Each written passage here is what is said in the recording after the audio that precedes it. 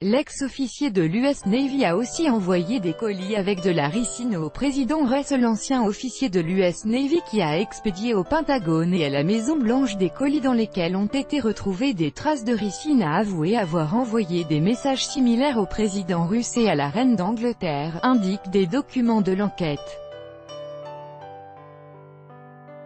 Suspecté d'avoir envoyé des colis présentant des traces de ricine au Pentagone et à la Maison-Blanche puis arrêté, William Clyde Allen III, ancien officier de l'US Navy âgé de 39 ans, a reconnu ce vendredi 5 octobre devant le tribunal qu'il destinait d'autres lettres contenant ce même agent toxique au président Vladimir Poutine et à la reine Elisabeth II.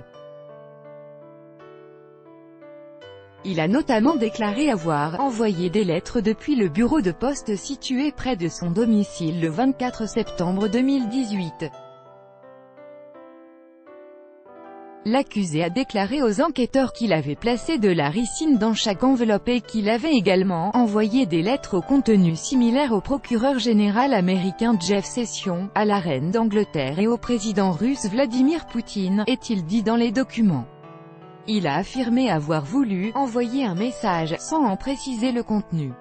Il affirme s'être procuré des graines de ricin sur Internet. L'extraction de la ricine est relativement facile et ne nécessite pas de connaissances techniques, indique l'acte d'accusation. Mardi 2 octobre, des traces de l'agent ricine, hautement toxique et parfois utilisé dans les attentats, ont été détectées dans au moins 2 colis destinés au Pentagone. Les colis ont été apportés lundi au centre de tri du courrier et non dans le bâtiment du Pentagone lui-même.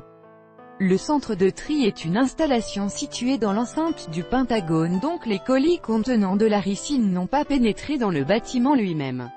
En outre, une enveloppe suspecte adressée au président Trump a été interceptée lundi par le Secret Service.